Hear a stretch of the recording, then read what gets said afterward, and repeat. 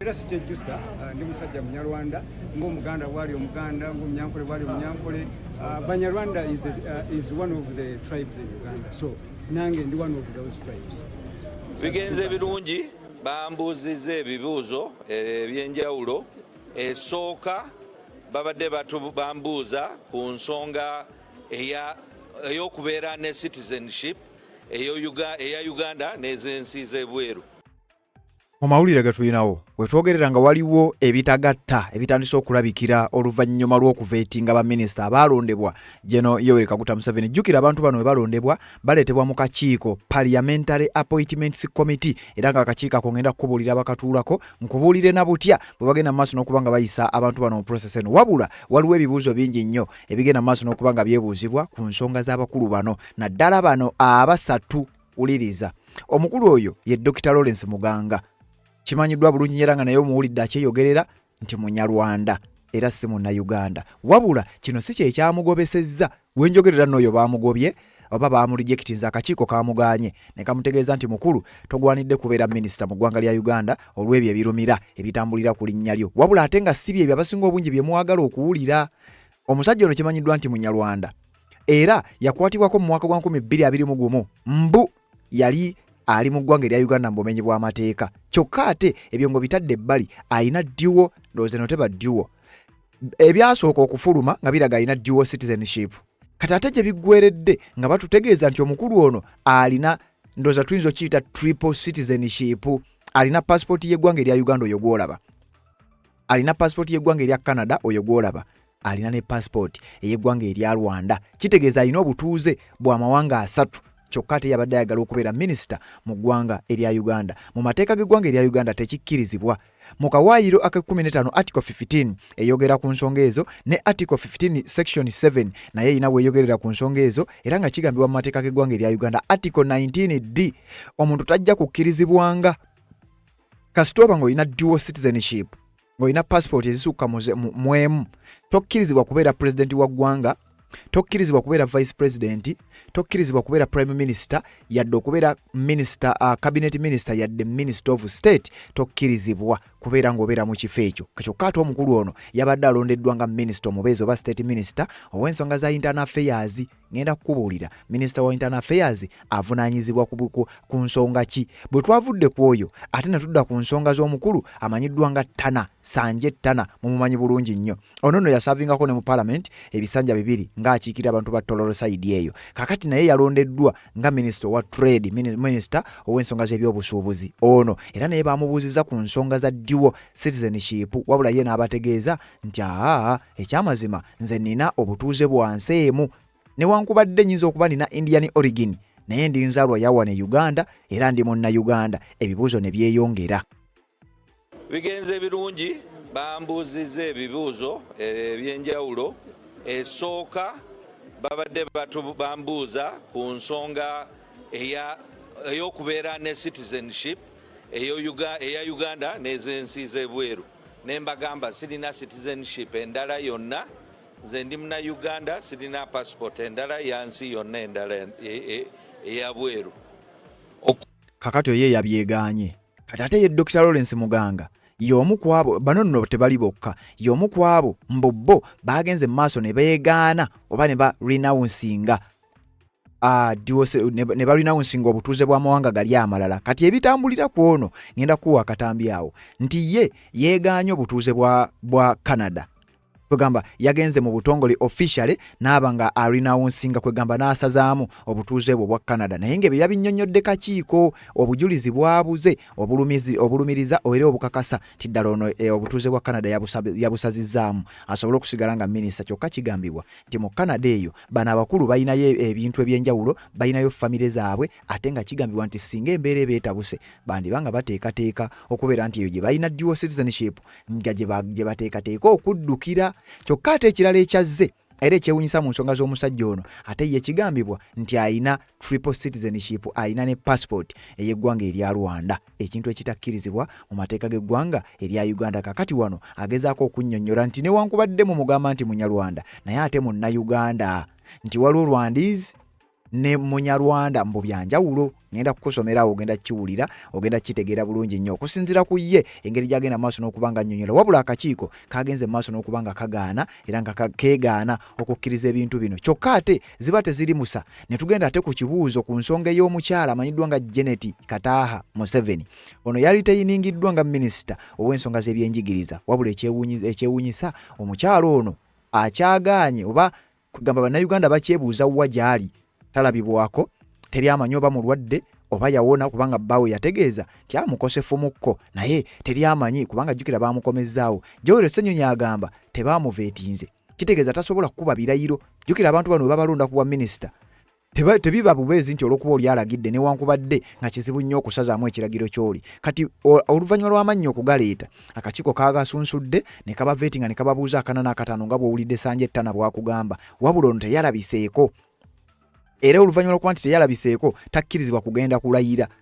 Kakati ekibuuzo kiri nti anaagenda n'akuba ebirayiro nga minisita omupya nga akakiiko tekaamuveetinze. Ssenyonyi akunnyonnyola nti ono alina okudda n'ayita mu kakiiko oba ayagala oba tayagala. Voting has ended today, but again it has somewhat not entirely ended because one nominee, the Honourable Janet Kataaha Museveni, has not been vetted. We asked the Speaker, and the Speaker said he's still in touch with the First Lady's office. He will let us know when the nominee will be available. So until then, that nominee has not been nominated, so she cannot even take oath.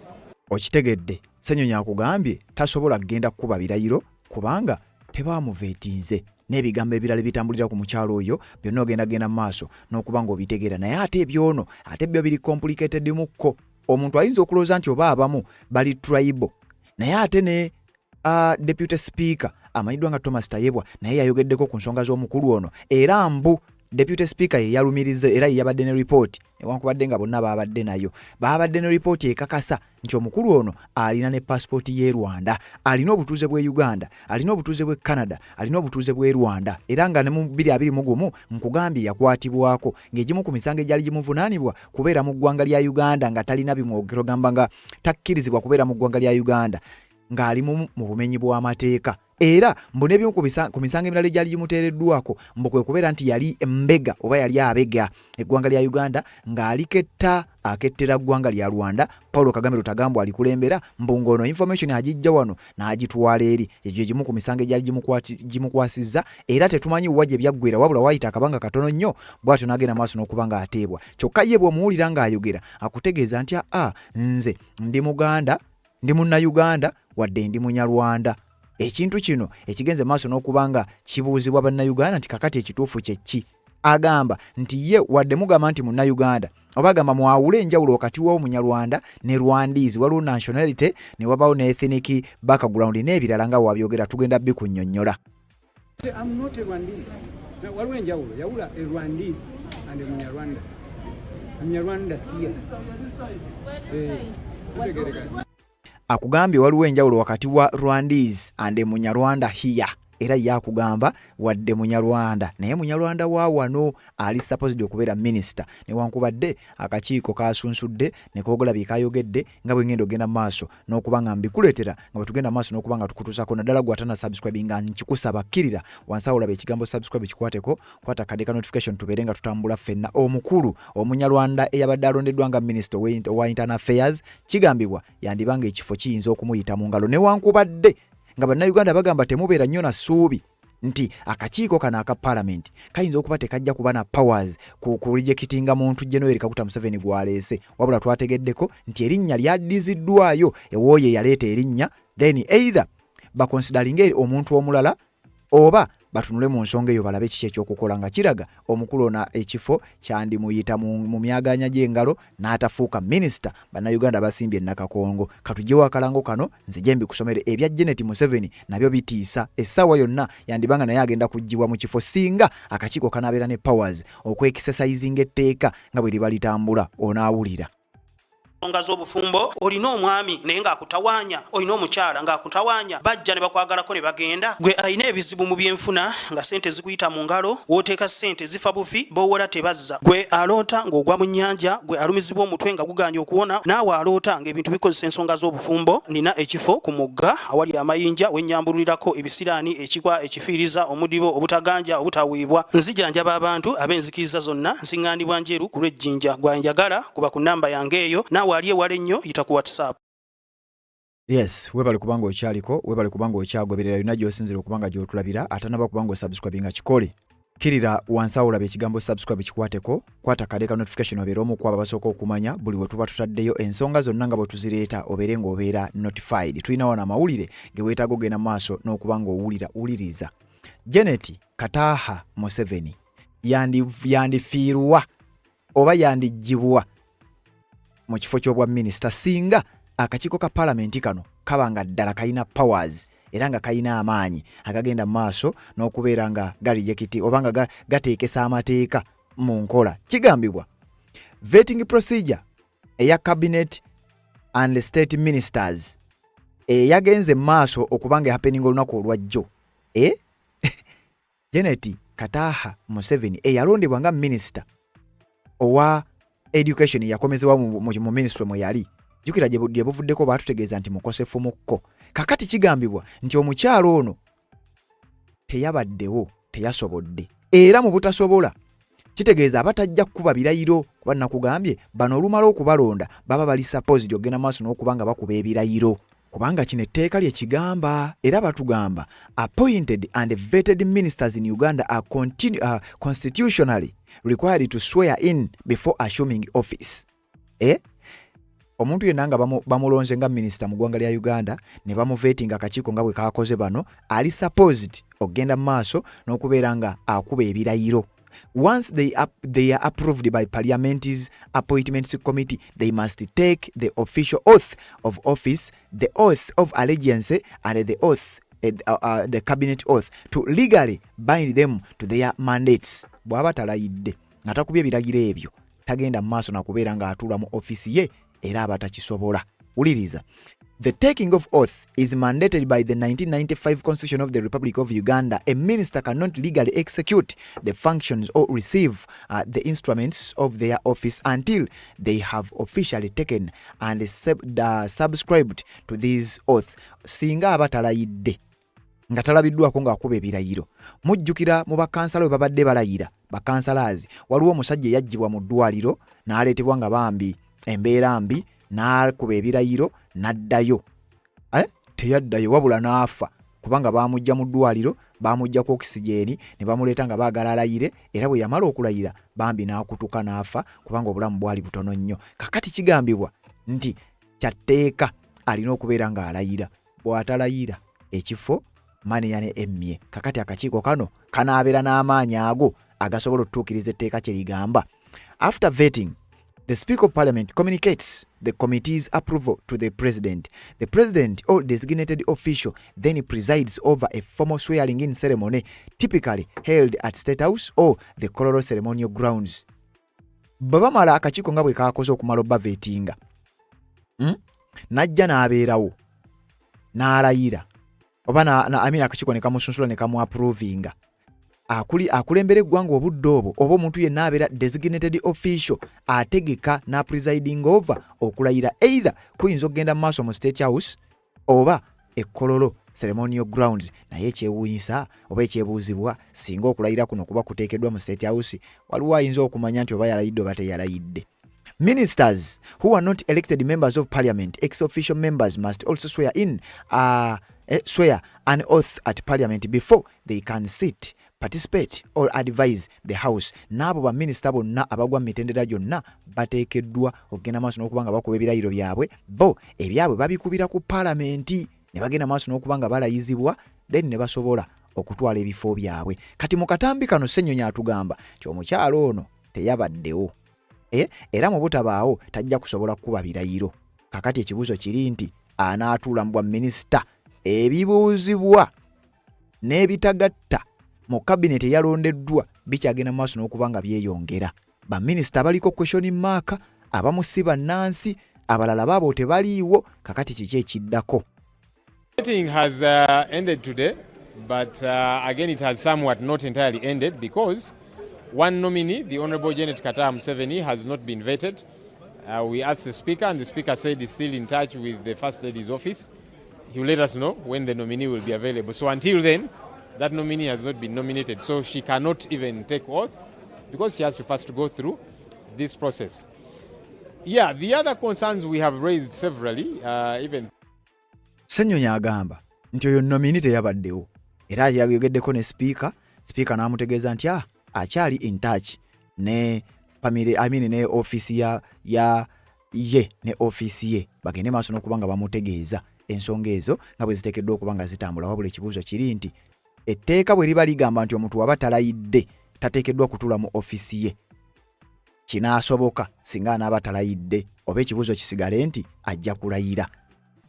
Ebyo bikyali awo. Ssenyonyi teyakomye okwo era yagenda otutwala paka mu nsonga. Jjukira Ssenyonyi n'atuula kakiiko aka Parliament's Appointments Committee era nga kakiiko kano kabeerako ba members nga 37 bonna omugatte newankubadde nga babeera ab'omugaso ennyo baabaddewo era bengenda okusomerako abatonotono osobola okugenda maaso n'okuba nga obategeera. Ku kakiiko kano kutuulako abantu bano wammanga be babadde balina okuvetinga n'okuapprovinga bano okusalawo. Naye ekyewuuyisa kakiiko kano kaba kakola emirimu gino kalina kubeera public, kwegamba kalina kubeera open eri public. Nze naawe tulina okumanya n'okutegeera ti ddala baani ababadde vetted, bitambudde bitya era birina okuba nga birabwa. Wabula kabadde mu closed door, tebaatukkiriza okujjako bano abaavuddeyo nga be bajja ne boogera biki bye bababuuzizza. Kati akakiiko kano kabadde kakubirizibwa Speaker wa Parliament amanyiddwa nga Jacob Makons Oboth ye yabadde akubiriza akakiiko ako era nga yabadde omumyuka we ye Deputy Speaker weera Thomas Tayebwa. Then ku kakiiko kwabaddeko abantu nga Leader of Opposition Joel Ssenyonyi, kwabadde kuyina okubeerako Robina Nabbanja nga Leader of Government Business ate Prime Minister yabadde alina okubaako. Wabula n'omulala yabaddeko ye mukulu amanyiddwa nga Paul Mwiru, ono nga ye Opposition Chief Whip ow'ekibiina ekya National Unity Platform, kakati yabaddewo era y'omu ku abo abaalumiriza na biki ebyabadde mu kakiiko ako nga bwengenda ogenda maaso n'okuba nga nkutegeeza. Waliwo n'abalala abaabaddewo era nga bw'oyinza okuba ng'obitegeera bulungi nnyo. Ekyasinze okwewuunyisa n'okwebuuzibwa ddala kijja kitya ono okubeera nga babeera ba minisita nga balina ebitagatta. Joel Ssenyonyi era yabadde omu ku abo abaayongedde eddoboozi lyabwe okwebuuza ku bigambo nga bino. Njagala obiwulirize then nzije tutambule. Publicly. And of concern is for the law to be followed. If somebody has got dual or multiple citizenship, can they first renounce citizenship of the other countries so that the law is followed? If there can be proof that this person has renounced citizenship of these other countries, now they are solely citizens of Uganda, then we can discuss other issues. Do they have the competence? Do they have etc., etc.? But for as long as that box has not been ticked, it becomes problematic for all those who are concerned in that regard. The other is something, again, that I've talked about, that we are mooting, a public participation law, to say the public should be a lot more involved in whether it be the bills that are brought to Parliament. This quickly passing them, they get one or two people, entities to give their views. No, the public should be fully consulted deliberately. Even if it is the budget process, that the public gets to participate and write or give their views to say, for us, we think more money should be put in this area, in this sector, and so on. But also when it comes to vetting, we need to change how we do things, that an appointments committee should be doing business publicly, that the media is present, then the people out there, the citizenry, get to follow. Because now you wouldn't even know that maybe somebody has been excused. Probably they don't have the competence, they couldn't respond to questions properly, but maybe some members, majority, will say, let's leave the member, this one fought in the bush, this one maybe we'll let them go as a retirement package and so on, things that are very problematic. But when the public is following, they are able to tell, so-and-so was asked this question. How did they respond to that question? Are they really competent enough for that office? That is part of public participation. And it's important, it's good for our democracy, so that we get to have people occupying dockets who are competent, who will be able to deliver all of us should be interested in that, both the opposition and the NRM side. It should be good for all of us. Sanyonyi kyabadde ategeeza era kyabadde ayogerako kyekiri kyenkugambye ekyokubeera nti ebintu bino byakoleddwa in the closed door. Sanyonyi ategeeza era agamba kyandibadde kirungi nnyo ebintu bino ne bikyukamu. Abantu bano ne tuba vetting oba ne tuba questioning nga ne public egenda maaso n'okuba nga egoberera ng'abantu bagenda maaso n'okuba nga balaba ebitambula n'engeri gye tubuuzizzaamu ensonga zino ogenda maaso n'okuba nga zitambuzibwamu kwegamba abantu balabe kyono bamubuuzizza ebibuuzo abyanukudde atya ateekateeka kukola kinga minisita n'ebigambo ebirala nga bwe bigenda maaso n'okuba nga bitambula. Kakati ebitambulira ku mukulu oyo benjagala tutandikireko. Bwe babadde mu kakiiko wuliriza bulungi bwe byavudde mu kakiiko ba mu komiti nga bamala okuvetinga omukulu oyo amanyiddwa nga Dr. Lawrence Muganga ye mu bigambo bye mwennyini awulirwa nga akugamba nti ye Munyarwanda owe Uganda wabula si munnansi wa Rwanda. Simanyi oba kuno okuba kwegaana ggwanga lye oba kiba kiki sikitegeera. Era sikyejjusa ndi musajja Munyarwanda ng'Omuganda bwali Omuganda ng'Omunyankole bwali Omunyankole. Banyarwanda is one of the tribes in Uganda, so nange ndi one of those tribes. So as simple as that. So you're not a national. Kati mu bigambo by'omukulu oyo agamba nti Munyarwanda era takyejjusa ng'era Omuganda bwali Omuganda ng'Omunyankole bwali Omunyankole, that is okay. Kati wanondoza kansoke nkuwa etteeka yange nga sinnakuwa birala. Issue nze wendowooza wa weeri abantu bano kubanga ensi okusinzira engeri gyetambulamu omuntu okubeera nga oli Munyarwanda nga wazalibwa Uganda, that is okay. Omuntu okubeera nga oli Muganda nga wazalibwa Congo era nga oli munnansi wa Congo, that is okay. Wabula issue eri mu bintu bibiri. Okusookera ddala tosobola kuŋŋamba nti wazalibwa Uganda ne bw'oba nga olina origini y'Omunyarwanda oba toteekeddwa kweyita Munyarwanda. Ekyo kifu, olina kubeera Munna-Uganda. Simanyi oba naategeerekeka.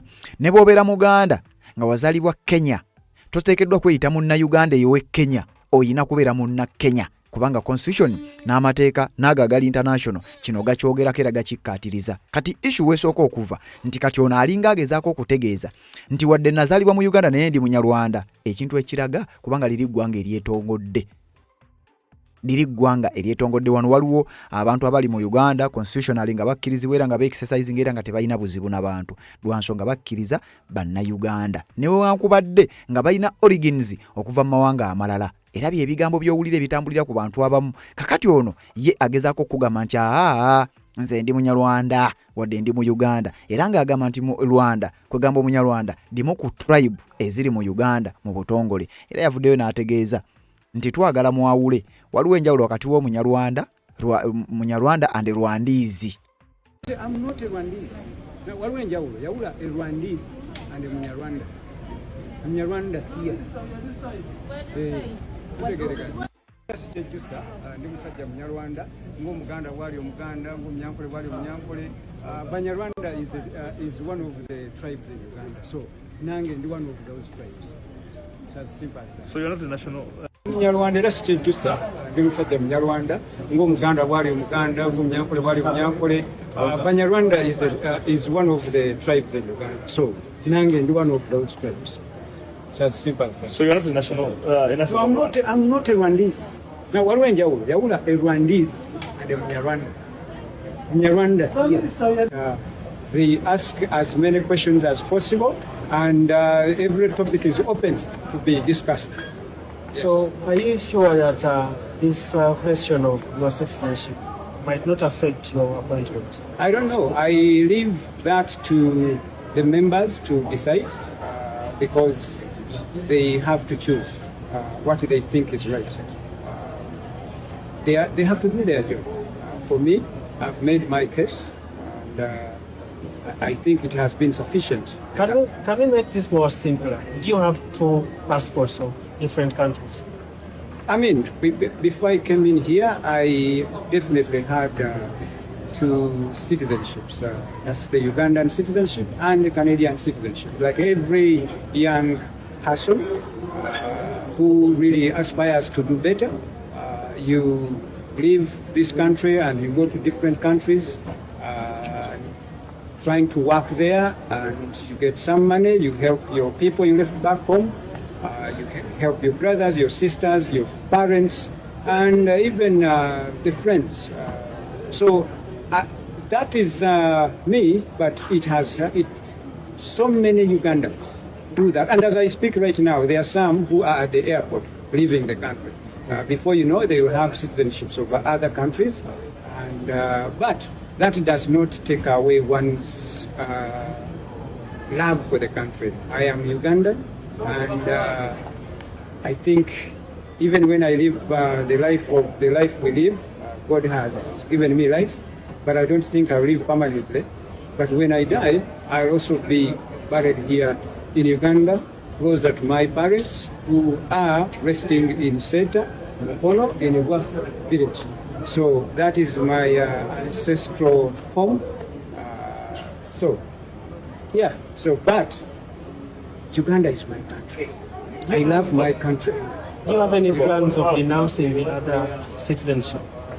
I mean, who says that can't happen? It's possible. There is no better country than Uganda, right? Yes. Before I became a Canadian, I was Ugandan. And I'm proud to be Ugandan.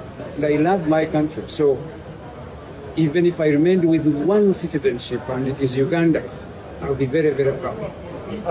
Regarding the ministry you are leaving. Agamba ayagala nnyo Uganda era munna Uganda.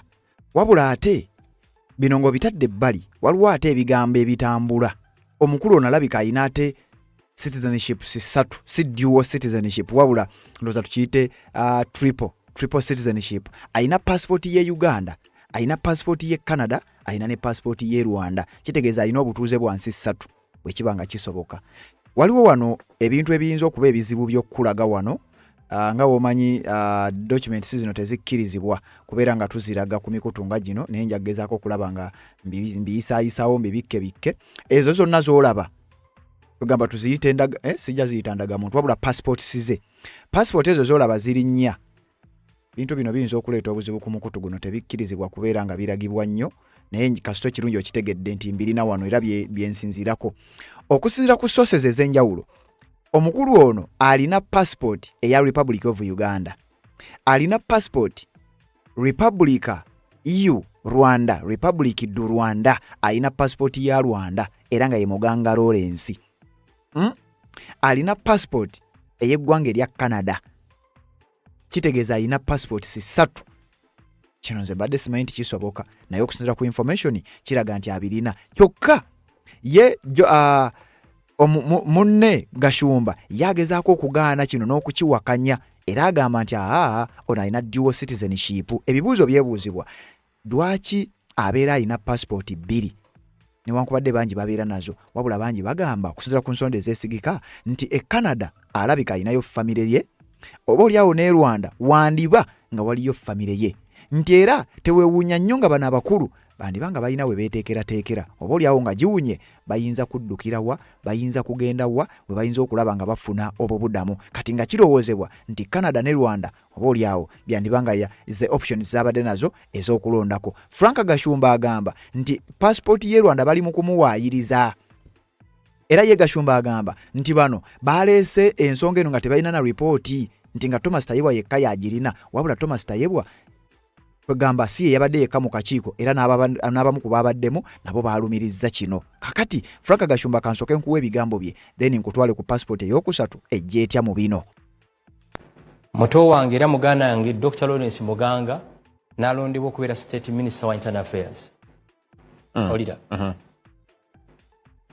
Muganga bwe yalondebwa yali Victoria y'amaanyi nnyo gye tuli, nti one of us alondeddwa okubeera ki minister, naye nga alina obutuuze bwa Canada ne Uganda. Kati ng'olina okukyuzinga between the two, osigaze obutuuze bwo obw'emirundi ebiri, oba osigaze obutuuze oba odinawunsingeko emu osigale ng'oli minister. Kaseera n'asawo n'agamba omanyi famire yange yakomawo dda wano, ekyanfunyisa obutuuze bwa Canada kwali kusoma. Process netandika. Obuzibu obwaddewo mu Uganda muno nti embassy ezisinga kati zo zirowooza mu Uganda mulimu Ebola. Nze kinkwasa ennaku okuba nti abantu boogera ku Ebola, sinaba nakuya muntu mu Uganda nti yafudde ki Ebola. Kati omunze nga gwe mmanyi Muganga officially n'awandiikira embassy ya Canada e Uganda nga bwali announced okubeera omutuuze wa Canada. N'ategeeza n'ekitongole kya Citizenship and Immigration Control Ministry of Internal Affairs. N'agenda mu Parliament. Bw'agenze mu Parliament today ne bamugamba nti ate olina obutuuze bwa mirundi 3, which is very false. Bw'abadde mu kakiiko ka Honorable Muyiru. Yes. Akakiiko katambudde bulungi ku ddakiika efembayo Deputy Speaker Tayebwa n'agamba nti olina obutuuze bwa mirundi 3 mu yalina report. Report eyo nga Tayebwa yagiina yekka teri mubaka mulala agikola ki? Agiina. Honorable Muyiru agenti bawandiikira immigration. Lindako ekyo sikiganye bawandiikira immigration. Ne tusabye ku kopi ya report eyo tekola ki? Teri. Ba Muyiru tebagirabyeko. Tewali ku mubaka yenna alabye ku report eyo. Omuntu yekka abadde ne report eyo ye Thomas Tayebwa. Owulira. Naye ababaka Adoni Yebare, Shatsi ne Echedu bo baba passinze. Kati bagamba mu report gye bayina eva Ministry of Internal Affairs. Ng'ate abantu abatusingako obukyayi wano ffe eggwanga ly'Abanyanda mu Uganda muno bali Ministry of Internal Affairs. Tubasabye report etekola ki? Terabika. Kungu take it from me. Muganga abadde ayina dual citizenship biri Uganda ne Canada. Owulira. Katono nyo mwami Gashumba kituyambe bano abaka bombiri batuula ku committee eno njagala tujjewo ekyo. Honorable Muyiru report eyo wagirabyeko?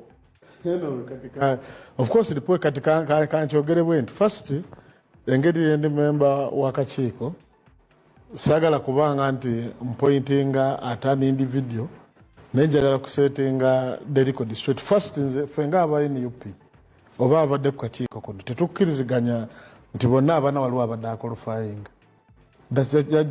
Njagala kyo kitegeere bulungi era my vote and my submission is clear nti the law as is omuntu otekayo ka application nti mtadde ka application kyagala butuze bwansi eno. It's not an amendment to the act. Okay. Tebuchateeka nti olwaleero bwe twogera nya maybe okutereezaamu mbadde okay simanyi banzikizwa okuwa information yeyo naye nga the issue eri bweti nja kuwa kadde Honorable Nyeri bisingako but I just wanted to know whether mwalabye kwa report. Of course report ebaddewo weeri. Okay. Mama Gashumba kati report ekisooka teriiwo koge mazima kubanga njogedde n'ababaka abasoba 20 ngabo tinabo badde shocked nti Tayebwa ajjeyo report n'agyesigaliza.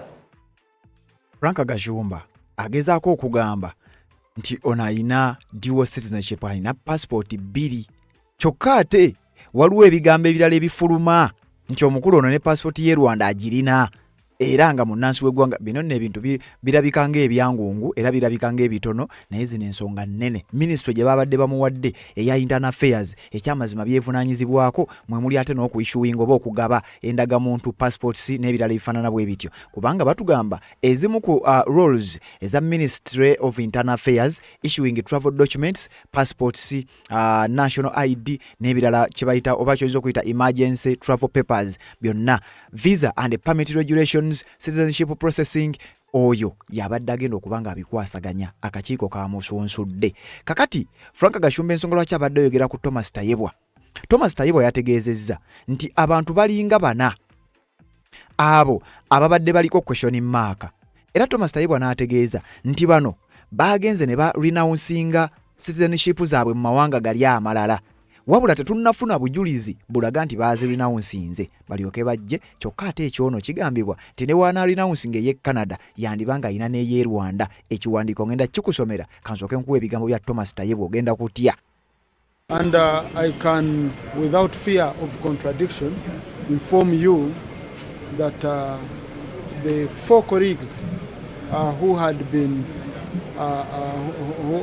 whom we found because we did a verification with the Ministry of Internal Affairs and we discovered that we had 3 colleagues who had dual citizenship and 1 colleague who had multiple citizenship. So we have looked at it extensively and all of them have brought records renouncing their citizenship of the other countries. They've taken a patriotic step of choosing Uganda above all, especially, these are painful decisions that are made. Some of these people, they have families in those countries.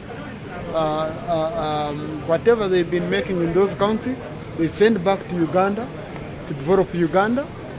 So, but they've taken a painful decision of renouncing the citizenship of the other countries. So we considered that and we appreciate them for being patriots. Thomas Tayebwa agambye bino nno Gashumba bye byamunyizizza nti tubadde n'abantu basatu abalina dual citizenship era nga baleese records zaabwe eziraga nti baalinawo nsinze ziri citizenship endala ne basigaza Uganda era n'ategeeza nti painful decision bla bla byonna bitegedde wabula waliwo omu aina akiise multiple citizenship kakati oyo agambibwa okuba nga ye mukulu ono amayiddwa nga Dr. Lawrence Muganga era ng'essaawa yonna yandibanga tagenda kufuuka minisita singa akakiiko kanaba kayina amaanyi powers n'obusobozi okugenda maaso n'okuba nga kagoberera amateeka kiki kikagenda maaso n'okuba nga gagamba kakati ate zibadde teziri busa mu nsonga eno yennyini okumanya ensonga eno egenda kuwanvuwa era egenda maaso n'okuba nga ate exposingiramu n'abalala kakati ate ne David Kabanda gyavudde n'agenda maaso n'okuba ate nga yasanguza ebyama ebirala byenkakasa ti gwa mpulirizo oyinza okuba obadde tobimanyi. David Kabanda mu ddakiika ntono nnyo wenkoledde akatambi kano agenze ku mukutu gwe ogwa X bwe gutyo bwe gufaanana n'ateekayo ebigambo bino njagala mbikusomeremukko obitegere bulungi nnyo kwegamba ayagadde okudifendinga Dr. Lawrence Muganga ate n'alabisa n'abalala nti bano bulijjo si bannayuganda nti bano Banyarwanda naye bo nga mubayisizaawo ogenda kutya omukyala gwe bayita Aisha Sekindi abadde amanyiddwa ennyo ng'omu ku bannayuganda amini nga ku Baganda abaaweereddwa ebifo. Aisha Sekindi omukyalo wuliriza Aisha Sekindi y'omu ku bantu abadde bamanyiddwa era ono kizibu nnyo omuntu abadde alowooza mukyala w'e Kalungu eyo.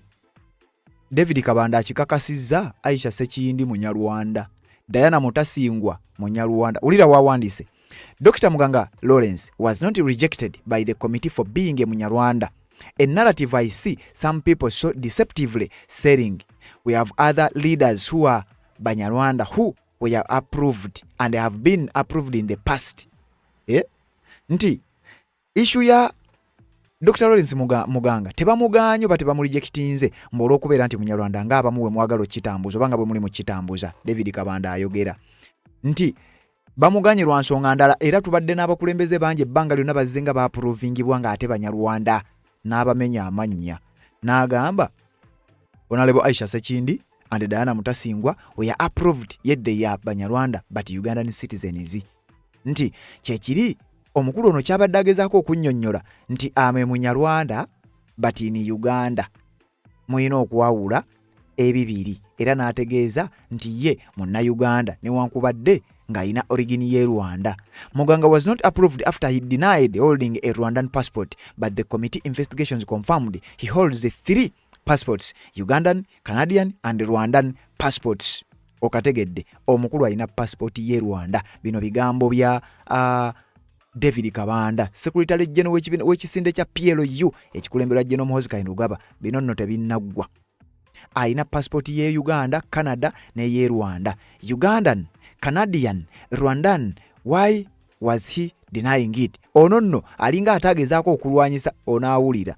Therefore, the claim that he was rejected because of being a Munyarwanda is totally false, misleading and dangerous. Nti lwaki abadde abyegaana ye n'ategeeza nti anyway ensonga lwaki bino bibadde bigenda maaso n'okuba nga biba oba biri bwe bityo ono tagaaniddwa lwakubeera nti Munyarwanda wabula agaaniddwa lwakubeera nti ayina passports 3 ekintu ekyewunyisiza buli omu kyokka teweerabira nkugambye baamukwata mu mwaka gwa 2021 omukulu oyo amagye gaasalako Victoria University ku office ye ne bagenda maaso n'okumugombamu obwala ne bamuteeka emabega w'emitayimbwa mbu yali mu ggwanga erya Uganda mbumenyi bw'amateeka nga talina bimukkiriza kitegeeza yali talina passport ya Uganda alabika gyasembyeyo okufuna era n'omusango omulala gwe baamuteekako kwe kubeera mbu yali mbega ng'abegera eggwanga lya Rwanda ng'abega gavumenti y'eggwanga erya Uganda ng'ebyama bitwale Rwanda nga kitegeeza oyo omuntu abeera munnansi w'eri kakati ate ye akugamba nze ndi Munnarwanda naye ate ndi Munnayuganda naye jjukira Rwanda ggwanga eryetongodde.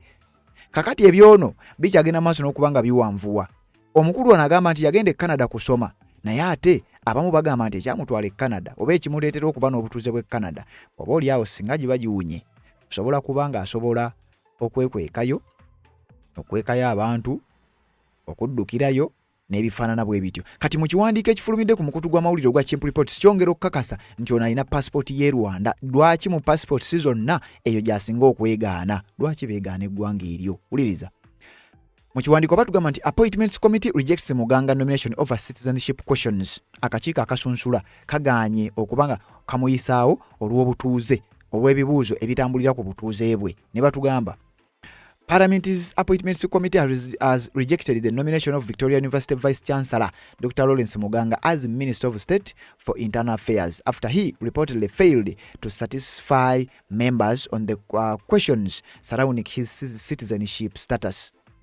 Nti akakiiko ka Parliament akasunsula karejectinze era ono kamuggalidde ebweru, kamuganye okuyitawo nga minisita omujjuvu olw'ebibuuzo ebingi ennyo ebitambulira ku butuuze bwe. Njagala tugende empola, kugambye ono alina passport 3 ekyebuuzibwa. Sajja ne bamukwata nga bamugamba nti mbega ebibuuzo bikyali bingi. The development emerged on Monday when Deputy Speaker Thomas Tayebwa, speaking on behalf of the Appointments Committee chaired by Speaker Jacob Oboth, had disclosed that out of 82 ministerial nominees vetted by the committee, one had not yet appeared and another had raised issues that would be referred back to the appointing authority. Omukulu Thomas Tayebwa yavuddeyo n'akakasera n'ategeeza nti kuba minisita 82 abaatusindikibwa twaprovinzeko ba minisita 8, ababiri omu tabaddeewo, omulala abadde alina issues n'obutuuze bwe, era amannya ago tugazizzaayo eri abo abalina obuyinza obulonda beetegereze bwe kiba kisoboka batuweereza amannya amalala. We have approved 80 out of 82 ministerial nominees. One is still pending because he has not yet appeared before the committee, and another one we found issues which we are going to communicate to the appointing authority to look into, and then they are going to take the final say. Thomas Tayebwa bw'ati bwe yategeezezza basobodde okubanga baapuruvingako abantu ba 8 then ababiri ebibuuzo bikyali bingi nnyo. Kati nga ababiri abo kwe kuli ono Dr. Lawrence Muganga, ndowooza ne minisita w'ensonga z'ebyenjigiriza nga si mulala ye Janet Kataaha Museveni nga bw'ogenda okuwulira. Kakati omukulu ono ensonga lwaki ebintu bye biwanvuwa, ekisooka minisitule gye baamuwa eriko obukwakkulizo bungi oba eriko ebyebuuzibwa bingi. Omuntu alina dual citizenship era mu bufunze omuntu atali munnayuganda agenda kubeera atya nga ate yasalawo ani munnayuganda, kubanga nakugamba Ministry of Internal Affairs erina obuvunaanyizibwa bungi, wabula mu bumu ku bo waliwo section ya Citizenship and Immigration Management. Ministry of Internal Affairs managed through Directorate of Citizenship and Immigration Control DCIC. The ministry handles cross-border movements and legal stay. This ministry issues travel documents, processing and issuing national passports and other emergency travel papers. Ministry eno gye babadde bamuwadde yevunaanyizibwa ku kwishuwinga travel papers, passports n'ebirala ne national ID nno nga kwogitadde. Eno ye issuing visa, permit regulations, ye managing entry, stay and exit of foreigners. Eno ministry yesalawo era ono omukulu yadda omu ku baba bagenda okutula ku lukiiko basalewo tikakati ono tayingira Uganda oba ayingire. Teweerabira bino nno birinkinga ku protection of the sovereignty bill. Onaawulira gye binaggweera bano ministry eno era citizenship processing, verifying, processing and granting official Ugandan citizenship. Ono yajja ono agambye okuba nti naye obutuuze bwe buliko ebibuuzo ali mu kuweebwa ministry egenda okubanga yevunaanyizibwa ku kubeera nti yesalawo n'okuverifyinga kati kye bali mu mukolako. Ministry ye yemu kubagenda okukola ng'omulimu ogwo. Border control, ministry is also mandated to manage border posts to enforce national and regional migration laws. Era byonna agenda maaso n'okubanga yavunaanyizibwa okubikolako. Kati ssemateeka w'eggwanga erya Uganda amukugidde era akakiiko kano singa kabeera n'obuyinza bwonna obugenda maaso n'okukola kino, ono ssemateeka ne baba nga basobola omutuukiriza ne bawakanya era ne basimbire kuli ebiragiro ebijja obuzzi from above, ono omukulu aba tagenda kubeera minisita. Articles 15, ono batugamba Article 15 in bracket 7 of the 1995 Constitution of the Republic of Uganda, while Article 15 legally permits dual nationality, Article 15 7 explicitly mandates that Parliament shall, by law, prescribe the offices of the state which a person who holds the citizenship of another country in addition to citizenship of Uganda is not allowed to hold. Etteeka likinnyonnyola. To give effect, Article 15.7, Parliament enacted the Uganda Citizenship and Immigration Control Amendment Act 2009. Section 19D of this act explicitly prohibits dual citizens from occupying specified highly sensitive offices of state. Uliriza. Akawairo 19 mu ssemateeka w'eggwanga erya Uganda kaprohibiting era kagaanira ddala omuntu okubeera oba okuholdinga ebifo bino wammanga singa aba ayina obutuuze obusukka mu bumu oba nga ayinayo obutuuze bwa mawanga amalala kubanga takkirizibwa kubeera president, takkirizibwa kubeera vice president, takkirizibwa kubeera prime minister, saba minister, takkirizibwa kubeera cabinet minister oba okubeera minister of state. Lwansonga ebyo bifo biri sensitive, omukulu asobola okukozesa ofisi ye either n'abega nga bwe kyali nti ono yakwatibwako mu nsonga z'okubeera mbega. Kati omuntu ayinza okukozesa olaba bamukwata obwambega nga tanafuuka minisita. Kati bw'anaabeera minisita tagenda kubega n'okusukka kaawo oba tugambe nti obwambega yabuvaamu okusinziira ku kino kye baatunnyonnyola. Kati kigambibwa okusinziira ku mateeka omukulu ono yandiba nga tagenda kubeera minisita newankubadde nga ayagala nnyo ebintu bikyagenda mu maaso n'okuba nga bimutabukako. Parliament emaze okumulijekitinga era si minisita wetwogerera newankubadde ng'ebigambo bikyatambula era ensonga zikyagenda mu maaso n'okuba nga ziwanvuwa teri amanyi oba ajja kumala aweebwe oba ajja kumala akkirizibwe naye nga bino byonna tugenda kugenda mu maaso n'okuba nga tubirondola tubikutuuseeko. Kyokka ate nga wakyaliyo n'abalala. Omukulu oyo gw'olaba oyo naye ssebo baamuwadde obwa minisita avunaanyizibwa ku nsonga eza trade, ensonga z'obusuubuzi, era ng'omukulu oyo yatuuse n'okulayira nti nze temumbuulira ebyo, nze nsaavinga Uganda. In my opening remarks, I may be of Indian origin, but I'm a Ugandan, born and brought up here, and I serve the Ugandan people. I have served in this parliament for 2 terms, and I was elected by the people of Tororo municipality. He is elected by the people of Tororo municipality. So primarily, my objective is to serve the people of Uganda and the people of Tororo. Omukulu agambye ye ekigendererwa kyo objective ye esookera ddala kusaavinga bannayuganda n'okusaavinga abantu b'e Tororo municipality. Era n'ategeeza nti yakiikako mu palamenti eno ng'akiikirira abantu b'e Tororo ebisanja 2 so temulina kye mumugamba. Baamulonze okubeera minisita wa trade, minisita w'ebyobusuubuzi mu ggwanga erya Uganda. Era yatuuse n'okunnyonnyola nti ebibuuzo bye bamubuuzizza bibaddemu ekya dual citizenship. Kati ensonga ya dual citizenship erabikanga kati gye bagenda okubuusa amaaso era erabikanga etagenda kugobererwa. Kakati nono naye baakimubuuziza naye ebyo byaggwereddewa.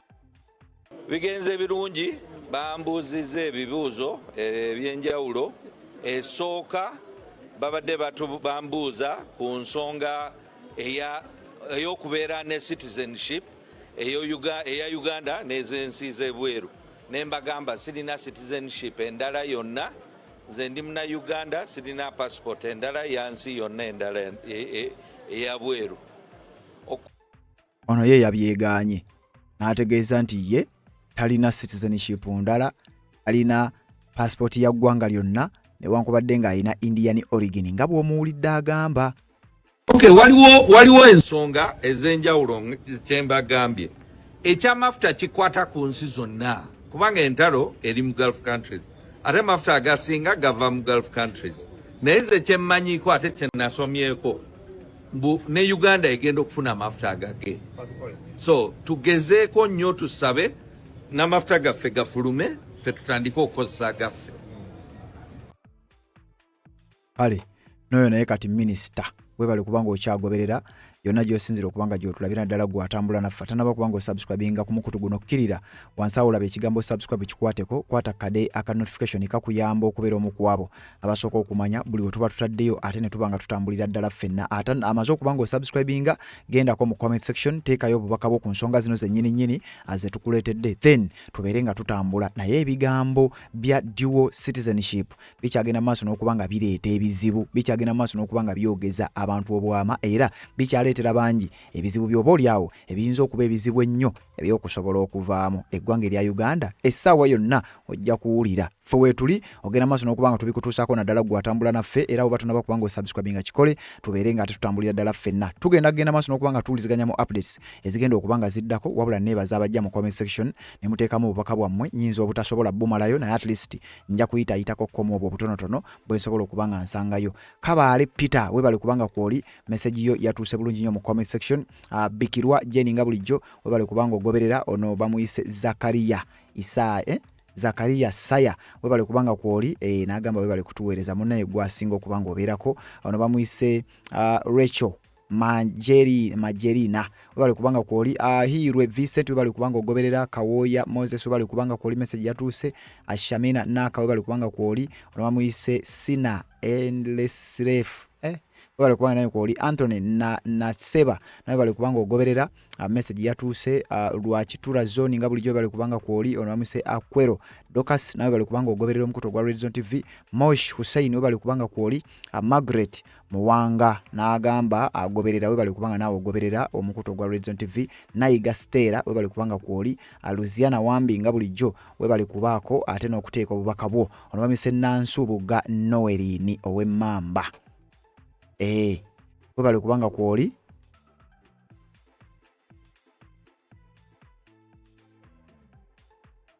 anyway message yatuuse bulungi nnyo Silvia bale kubanga kwoli onwamisa Ntungamo yeyita Ntungamo bale kubanga kwoli ne Gladys Nakalema n'abalala mwenna abateekako obubaka bwammwe kakati wano wenjagala obbale katuwuliziganye mu updates ezigenda okuba nga ziddako nsonga z'obufumbo olina omwami naye ng'akutawanya olina omukyala ng'akutawanya bajja ne bakwagalako ne bagenda gwe alina ebizibu mu byenfuna nga sente zikuyita mu ngalo wooteeka sente zifa bufi b'owola tebazza gwe aloota ng'ogwa mu nnyanja gwe alumizibwa omutwe nga guganja okuwona naawe aloota ng'ebintu bikozesa ensonga z'obufumbo nina ekifo ku mugga awali amayinja wennyambululirako ebisiraani ekikwa ekifiiriza omudibo obutaganja obutawiibwa nzijanjaba abantu ab'enzikiriza zonna nsiŋŋaanibwa njeru ku lw'ejjinja gwanjagala kuba ku nnamba yange eyo naawe ewala ennyo yita ku WhatsApp